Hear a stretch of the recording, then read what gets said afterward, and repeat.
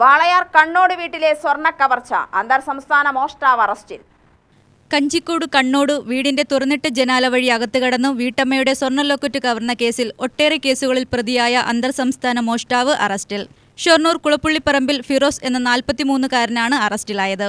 കണ്ണോട് കവർച്ചയ്ക്ക് ശേഷം തമിഴ്നാട്ടിലേക്ക് കടന്ന പ്രതിയെ സാഹസികമായാണ് പിടികൂടിയത്. അവിടെ മറ്റൊരു കവർച്ച ആസൂത്രണം ചെയ്യുമ്പോഴായിരുന്നു വാളയാർ പോലീസിന്റെ പിടിയിലായത്.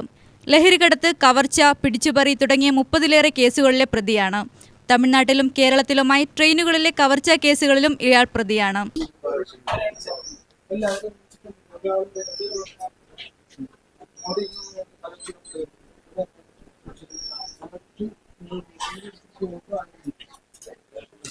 ജനുവരി 16-നാണ് കണ്ണോട് വീട്ടിലെ കവർച്ച നടന്നത്.